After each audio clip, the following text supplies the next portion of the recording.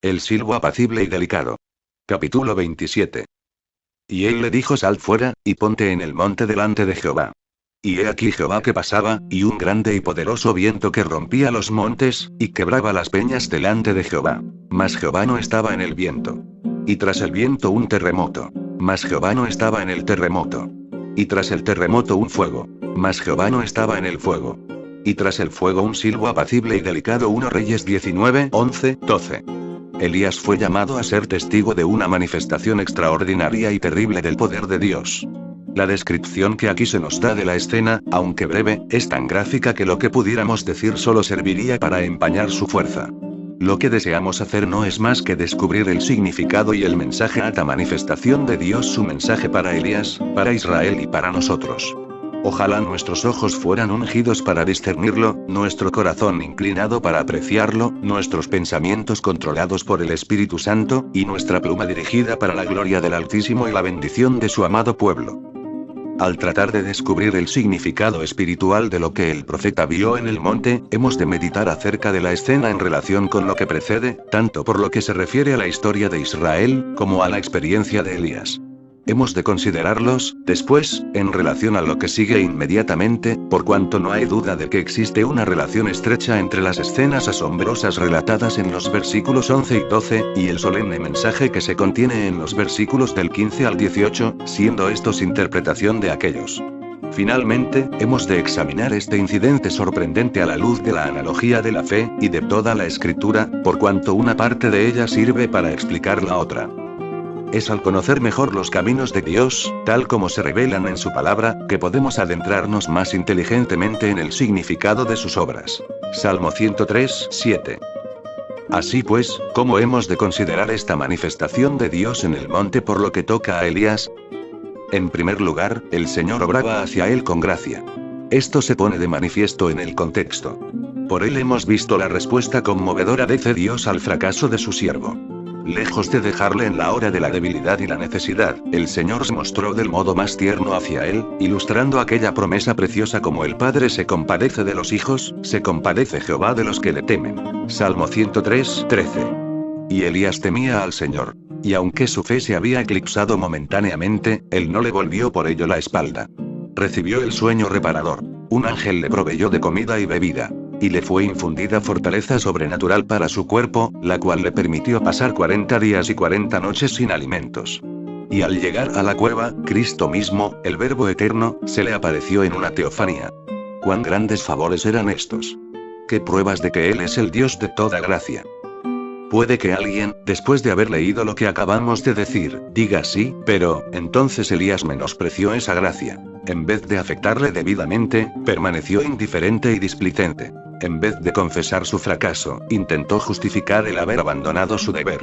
Aún así, ¿qué es ello? ¿No enseñó Dios la necesaria lección al reacio profeta? ¿No se le apareció de un modo aterrador con el propósito de reprenderle? Esta no es la manera en que entendemos este incidente. Los que adoptan semejante punto de vista no tienen mucho conocimiento experimental de la maravillosa gracia de Dios. Él no es voluble y variable como nosotros. No nos trata en una ocasión según su compasión bondadosa, y en otra según nuestros propios deméritos. Cuando Dios comienza tratando a uno de entre sus elegidos con gracia, continúa tratándole con gracia, y nada que haya en la criatura puede impedir que su misericordia se derrame sobre ella. Nadie puede examinar las maravillas que tuvieron lugar en Horeb, sin ver en Elías una referencia a la espantosa solemnidad del Sinaí, con sus truenos y relámpagos cuando el Señor descendió sobre él en fuego, y todo el monte se estremeció en gran manera. Éxodo 19, 16, 18. Aún así, no apreciaremos todo el peso de la alusión a menos que consideremos detenidamente las palabras. Jehová no estaba en el viento, Jehová no estaba en el terremoto, Jehová no estaba en el fuego. Dios no trataba con Elías sobre la base del pacto legal. En esta triple nación, el Espíritu nos dice que Elías no se habla llegado al monte que se podía tocar, y al fuego encendido, y al turbión, y a la oscuridad, y a la tempestad. Hebreos 12, 18. La voz que hablaba al profeta era la del silbo apacible y delicado, lo que mostraba que se había llegado al monte de Sión. Hebreos 12, 22, el monte de la gracia. El que Jehová se revelara de esta forma a Elías, era una señal del favor divino que le confería la misma distinción que Moisés habla recibido en ese mismo lugar, cuando el Señor hizo descender su gloria e hizo que todas sus misericordias pasaran ante él.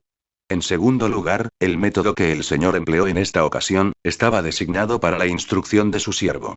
Elías estaba desalentado debido al fracaso de su misión. Había sido celoso por el Señor Dios de los ejércitos, mas ¿qué se habla hecho de su celo? Habla orado como quizá nadie lo hizo antes. Sin embargo, aunque sus oraciones fueron contestadas con milagros, aquello que le era más querido no lo habla logrado. A Acab no le afectaba en lo más mínimo todo lo que había presenciado. La nación no habla sido llevada de nuevo a Dios. Jezabel se mantenía tan retadora como siempre. Elías parecía estar completamente solo y sus esfuerzos eran inútiles. A pesar de todo, el enemigo aún triunfaba. Por consiguiente, el Señor da a su siervo una lección a través de lo que sucede. Recuerda a Elías, por medio de un despliegue de su gran poder, que no está limitado a un medio determinado para llevar a cabo sus designios. Los elementos están a su disposición cuando se complace en emplearlos. Y, si tal es su voluntad, un medio más suave y delicado. Elías había aparecido con toda la vehemencia de un grande y poderoso viento, y por lo tanto, era muy natural que hubiese llegado a la conclusión de que él era quien había de hacer toda la obra. Que, con la ayuda de Dios, todos los obstáculos hablan de ser barridos, la idolatría abolida y el pueblo llevado de nuevo a la adoración de Jehová. Pero el Señor, en su gracia, hizo saber al profeta que P11 tiene otras armas en su arsenal que usará a su debido tiempo. El viento, el terremoto, el fuego, habían de jugar sus respectivos papeles y preparar el camino de modo más distinto y efectivo para el ministerio más suave del silbo apacible y delicado. Elías no era sino un agente entre muchos. Uno es el que siembra, y otro es el que siega. Juan 4:37.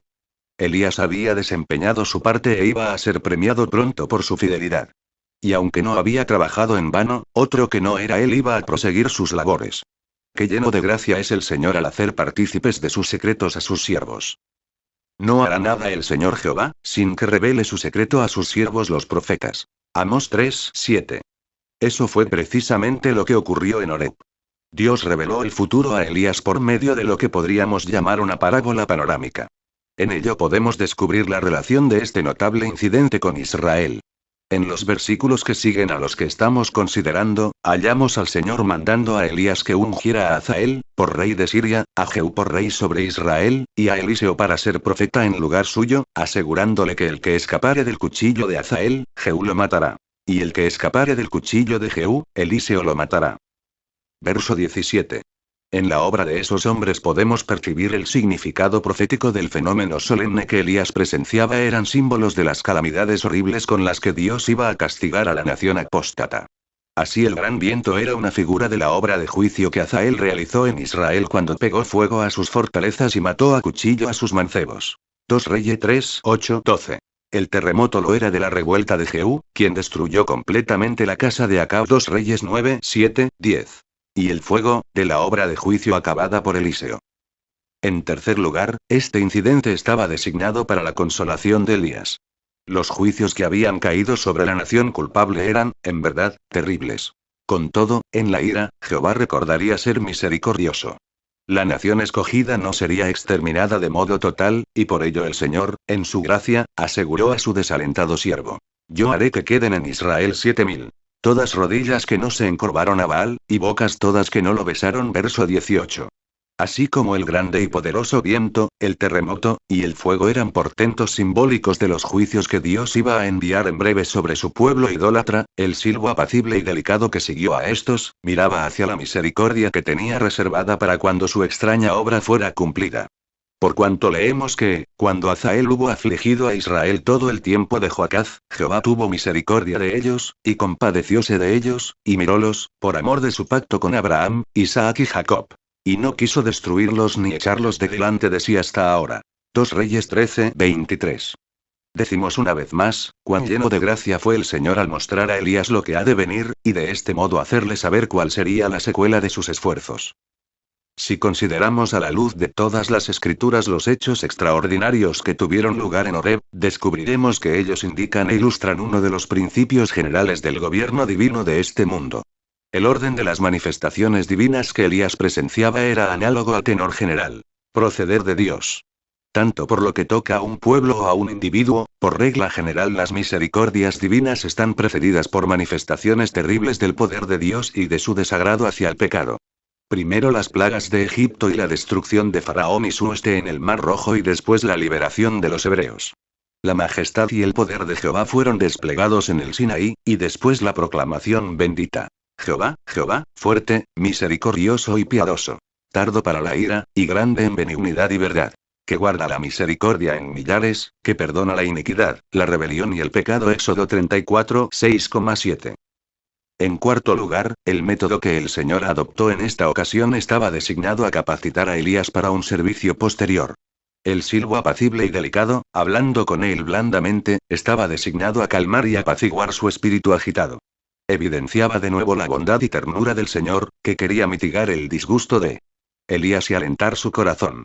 Cuando el alma del siervo recibe de nuevo la seguridad del amor de su Señor, es fortalecida para enfrentarse a nuevos peligros y oposición por su causa, y para llevar a cabo cualquier tarea que Él se digne asignarle. Así fue, también, como obró con Isaías, primero humillándole con la visión de su gloria que le trajo la conciencia de su total pecaminosidad e insuficiencia, y luego asegurándole la remisión de sus pecados. Por ello, Isaías emprendió la más ingrata de las misiones. 1 Isaías 6, 1, 12. Lo que siguió demuestra que las medidas de Dios fueron igualmente efectivas en el caso de Elías. Recibió un nuevo encargo, y lo cumplió con obediencia. Y cuando lo oyó Elías, cubrió su rostro con su manto, y salió, y paróse a la puerta de la cueva. Verso 13. Esto es algo extraordinario. Por lo que se deduce del relato inspirado, Elías permaneció impasible ante las diversas manifestaciones del poder de Jehová, a pesar de lo terribles que eran. Y ello es, sin duda, una prueba palpable de que su conciencia no estaba abrumada por el peso de la culpa. Pero cuando sonó el silbo apacible y delicado, este le afectó enseguida. El Señor se dirigió a su siervo, no de modo airado y severo, sino con delicadeza y ternura, para mostrarle lo compasivo y lleno de gracia que era el Dios al que habla de dar cuentas. Y ello enterneció su corazón. La palabra hebrea traducida aquí apacible es la misma que se emplea en el Salmo 107, 29 hace parar la tempestad en sosiego. El que se cubriera el rostro con su manto denotaba dos cosas: su reverencia por la majestad divina, y el sentido de su propia indignidad, del mismo modo que los serafines estaban representados cubriéndose el rostro en la presencia del Señor. Isaías 6, 2,3. Cuando Abraham se vio en la presencia de Dios, dijo: soy polvo y ceniza. Génesis 18, 27. Cuando Moisés se acercó a la zarza que ardía y en la que se hallaba la presencia del Señor, cubrió su rostro. Éxodo 3, 6. Las lecciones que podemos sacar de este hecho extraordinario son muchas y provechosas. En primer lugar, percibimos en él que el modo de obrar de Dios es hacer lo inesperado. Si preguntásemos a los que nos rodean qué creen más probable, que Dios hablara a Elías por medio del gran viento, del terremoto o del silbo apacible, estamos seguros que la gran mayoría diría que por medio del primero. No es así. También, en nuestra experiencia espiritual, le pedimos con fervor que nos conceda una certeza más definida y firme de que somos aceptos en Cristo, y entonces buscamos su respuesta como si fuera una especie de sacudida eléctrica impartida a nuestras almas o una visión extraordinaria. Cuando, en realidad, el Espíritu mismo da testimonio a nuestro espíritu de que somos hijos de Dios con voz suave y delicada. Pedimos, también, a Dios que crezcamos en la gracia, y entonces esperamos su respuesta en forma de un mayor goce de su presencia. Mientras que lo que Él nos da en modo suave es el ver mejor la depravación que se esconde en nuestros corazones. Sí, a menudo Dios obra de modo inesperado en su trato con nosotros. En segundo lugar, la preeminencia de la palabra. Si hubiéramos de definir con una sola palabra el fenómeno variado que Elías presenció en el monte, diríamos que el Señor le habló. Cuando se nos dice que Jehová no estaba en el viento, el terremoto ni el fuego, hemos de entender que Él no se dirigió al corazón del profeta por medio de ellos, sino por medio del silbo apacible y delicado. Al considerar este último como el símbolo de la palabra, hallamos confirmación en el hecho sorprendente de que la palabra hebrea para delicado es la misma que se usa en Éxodo 16, 14, una cosa menuda, redonda. Y casi no hace falta añadir que el maná con el que el Señor alimentó a Israel en el desierto era un tipo del alimento que Él ha provisto para nuestras almas. Aunque en la creación se despliegan el gran poder y la maravillosa sabiduría de Dios, no es por medio de la naturaleza que podemos entender y conocer a Dios, sino por medio de su palabra aplicada por su Espíritu. En tercer lugar, en los fenómenos que tuvieron lugar en el monte podemos percibir una ilustración asombrosa del vívido contraste que existe entre la ley y el Evangelio. El viento destructor, el terremoto y el fuego eran figuras de la ley que producía pavor, como vemos en el hecho de que se produjeran en el Sinaí, mas el silbo apacible y delicado era un símbolo apropiado del Evangelio de paz que calma el pecho turbado. Así como el arado y la grada son necesarios para quebrantar la tierra dura y prepararla para la semilla, así también, el sentido de la majestad, la santidad y la ira de Dios es el heraldo que nos prepara para apreciar verdaderamente su gracia y su amor. El que duerme ha de ser despertado, el alma ha de darse cuenta del peligro, y la conciencia ha de ser convicta de la pecaminosidad del pecado, antes de que podamos volvernos a Dios huyendo de la ira que vendrá. Con todo, esas no son experiencias salvadoras. Lo único que hacen es preparar el camino del mismo modo que el ministerio de Juan el Bautista capacitó a los hombres a mirar al Cordero de Dios. En cuarto lugar, en este hecho podemos ver una figura del modo en que Dios suele tratar con las almas, por cuanto Él acostumbra a usar la ley antes que el Evangelio. A pesar de lo mucho que se dice en contra en nuestros días, el que esto escribe cree aún que el Espíritu suele herir antes de curar, sacudir el alma con la visión del infierno antes de comunicarle la esperanza del cielo, hacer que el corazón desespere antes de llevarle a Cristo. Para que el corazón se llene de un sentido profundo de su propia necesidad, la complacencia y la justicia propias han de ser destruidas. Antes de que pudieran ser librados de Egipto, los hebreos hubieron de sufrir el látigo de sus amos y gemir en los hornos de cocer ladrillos. El hombre ha de sentirse completamente perdido antes de que pueda implorar salvación. El viento y el fuego han de hacer su obra antes de que podamos aclamar a Dios. Salmo 89:15. Ha de dictarse sentencia de muerte contra nosotros antes de que nos volvamos a Cristo en busca de perdón. En quinto lugar, este es, a menudo, el modo en que Dios contesta la oración. Los cristianos suelen esperar que Dios conteste sus oraciones con señales asombrosas y maravillas espectaculares, y porque no les son dadas en una forma señalada y permanente, llegan a la conclusión de que Él no las atiende. Pero la presencia y el poder de Dios no pueden medirse por las manifestaciones anormales y las visitaciones extraordinarias. Las maravillas de Dios se producen pocas veces con ruidos y vehemencia. ¿Quién puede oír el sonido del rocío? La vegetación crece en silencio, pero no por ello menos constantemente. Dios hace su obra de gracia, lo mismo que la de la naturaleza, de modo suave, delicado, imperceptible, excepto en los efectos producidos. La mayor fidelidad y devoción a Dios no se encuentran donde prevalecen la excitación y el sensacionalismo. La bendición de Dios acompaña al uso discreto y perseverante de los medios que te ha establecido y que no atraen la atención de los hombres vulgares y carnales. En sexto lugar, la escena de Horeb contiene un mensaje oportuno para los predicadores. ¿Cuántos ministros del Evangelio hay que se han desalentado por completo con menos motivos que Elías? Han sido incansables en su trabajo, celosos por el Señor y fieles en predicar su palabra, y sin embargo, no han visto fruto ni resultados y todo ha parecido en vano. Aún así, suponiendo que este sea el caso, ¿qué de ello? Procura asirte de nuevo a la gran verdad de que los propósitos del Señor no dejarán de cumplirse y que ese propósito incluye el día de mañana lo mismo que el presente. El Altísimo no está limitado a un solo medio. Elías pensó que toda la obra habla de hacerse a través de su instrumentalidad, pero hubo de aprender que él no era más que un medio entre muchos. Cumple tu deber allí donde Dios te ha puesto. Arra la tierra barbechada y siembra la semilla, y aunque no haya fruto en tus días, ¿quién sabe si no habrá un Eliseo que te siga y lleve a cabo la obra de la siega? En séptimo lugar, hay un aviso solemne para los no salvos. Dios no será burlado impunemente. Aunque es lento para la ira, su paciencia tiene un límite.